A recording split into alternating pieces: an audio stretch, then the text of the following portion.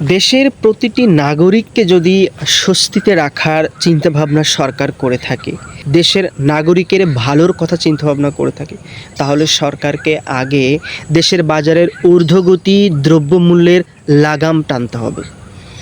আমি যখন ঠিক এখানে দাঁড়িয়ে কথাগুলো বলছি, তখন কোনো না কোনো একজন ফ্যামিলির কর্তা তিনি বাজারে গিয়ে ঘুরে ঘুরে দেখছে দ্রব্যমূল্যের ঊর্ধ্বগতির কারণে সে তার পছন্দ মতো জিনিসটা ক্রয় করতে পারছে না তার ফ্যামিলির খাদ্য যোগানের জন্য।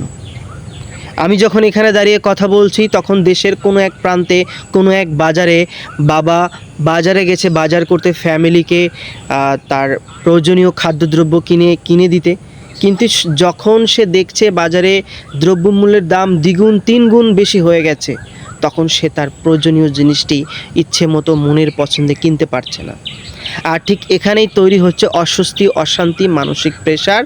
আর ঠিক ধীরে ধীরে দেশের বাজারে মানুষের মনে অস্বস্তির দিকটা আরও বড় বড় ব্যাপক হচ্ছে। এবং যারা যারা এই সেক্টরগুলো পরিচালনা করেন, তাদের কাছে আপনারা বাজারে দ্রব্যমূল্যের দাম স্থিতিশীল পর্যায়ে রাখুন, ভোক্তার ক্রয় ক্ষমতার মধ্যে রাখুন।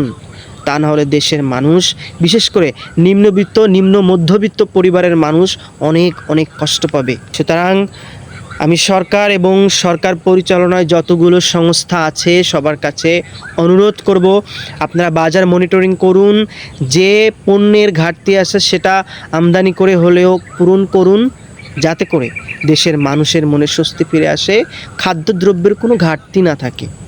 আশা করি সরকার এই সমস্যাগুলো মোকাবেলা করতে সক্ষম হবে এবং দেশের জনমনের স্বস্তি ফিরিয়ে দিতে সক্ষম হবে ইনশাল্লাহ।